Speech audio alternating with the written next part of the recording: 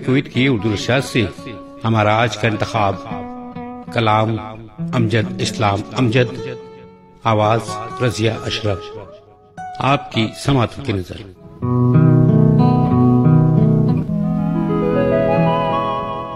कहाँ आके रुकने थे रास्ते, कहाँ मोड़ था उसे भूल जा।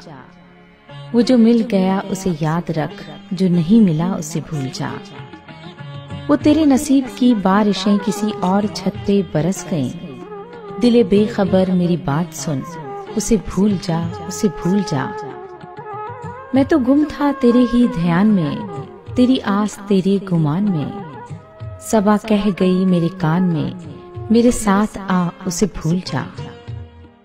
न वो आंख ही तेरी आंख थी, न वो ख्वाब ही तेरा ख्वाब था। दिले मुंतजिर तो ये किस लिए, तेरा जागना उसे भूल जा।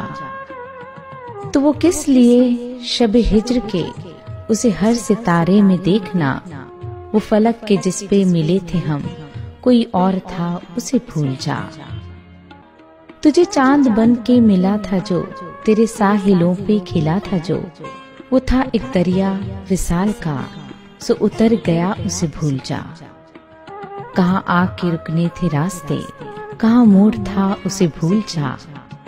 वो जो मिल गया उसे याद रख, जो नहीं मिला उसे भूल जा।